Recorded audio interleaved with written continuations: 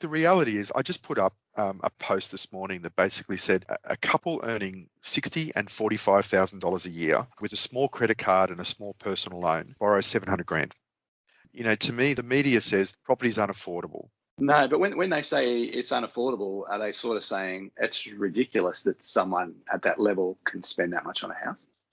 Yeah, there is that argument. And I guess that sort of capacity today is a reflection of the fact that we are dealing with historically low interest rates. When you can get a 4-year fixed rate loan for 2%, then it basically means that everyone can afford a little bit more today. Now, that's not necessarily saying they should spend that extra money or that there aren't some things to think about to make sure they don't get themselves into strife down the track. But essentially, borrowing capacity today is higher because of low rates. It's because it's more affordable. Yeah, well, it makes economic sense, right? Because if you're only paying 2% on your home, if you're renting something, even a nominal rental yield, which is the value of rent versus the value of the house, you're looking at 3.5%, 4%, right?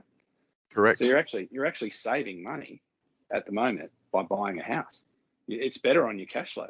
Would that be fair to say, Hamish? Yeah, and this is the first time, I think, for all of us that we've really in the last 12 months, we've been able to have this conversation. Typically, loan rates were higher than that 4%. So the interest on a home loan was higher than what you would pay in rent. It doesn't mean property ownership was bad. It was a different formula. Whereas now you're right. It's more often than not, it's less expensive to own than it is to rent.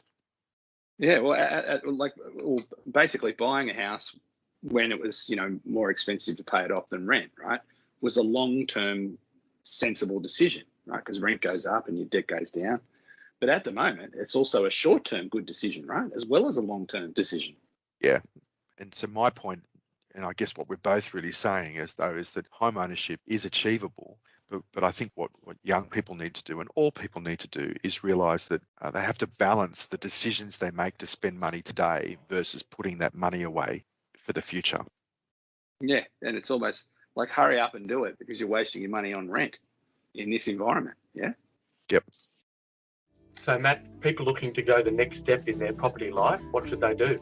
But go to our website, Dave, Vision PF, that's P for property, F for finance, visionpf.com.au, and then you can make a 15-minute booking and we'll get in touch and we'll have a chat, see how we can help you out.